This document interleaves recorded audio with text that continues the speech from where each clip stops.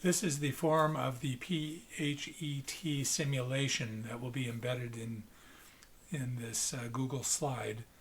And this is what I would like you to do with it. The first thing I want you to do is to click on the grid.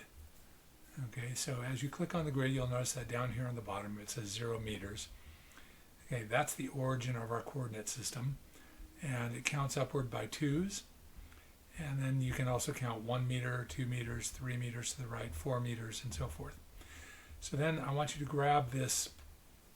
This is the track maker icon, and you're going to drag this up here. I want you to count over 10 units. 1, 2, 3, 4, 5, 6, 7, 8, 9, 10. Okay, and then you're going to count up 8. So that means you're going to go up this vertical line until you get to here and put that red dot right on top of that coordinate. That's 10, 8. Now the next dot that we're going to move is this round circle, and we're going to move this to the point 7, 3. So you can already see it's at 9, 8. So that means that we have to move it over 2, and then we're going to move it down to 3. Actually, we want to move it over 3. So that's 7. And we said 7, 3, which is right here. So that's where we're going to put that. Then we're going to grab this third dot, and we're going to put this at the coordinate 0, 2, which is right there. Like that.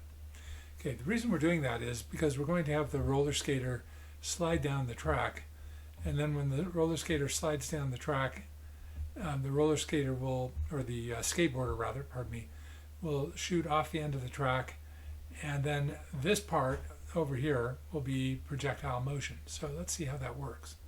So if we put the skateboarder up at the top and let go, and you can see, I'll put the skater back down here, you can see that that last part was projectile motion. Okay, so here's what you're going to do in the first part of this activity. The first part of this activity, we actually will want to slide the friction part all the way over to none, and then we're going to release the skateboarder at different points on the ramp. So we'll actually start maybe here at the point, that again was the point 7, 3. And if we let go of the skater, okay, what I would like you to do is take notice of where the skateboarder hit. In other words, count how many squares, or in which square the skateboarder hit. And I want you to keep track of that. So this is starting from an elevation of 3.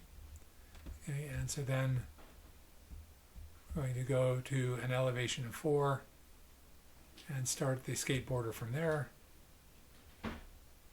and note which square that the skateboarder lands on. Okay, at some point later we may actually do a calculation involving this. You know the calculation already.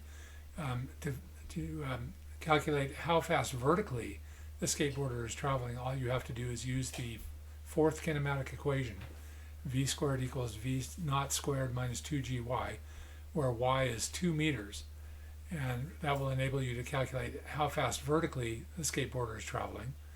And then in addition to that, then you can use the second equation, V equals V naught minus gt, and we would use that equation to calculate how much time it takes to fall. So using that, we could actually then calculate the horizontal speed on this simulation. So anyway, for now, that's what you need to do to set up this this simulation. Okay, I'm going to ask you to calculate from different release heights. I think we can do 1, 2, 3, 4, 5, 6. I think 6 different release heights are enough. Okay, starting at 8 and going down to 3. So that's, you're going to find the distance that it measures.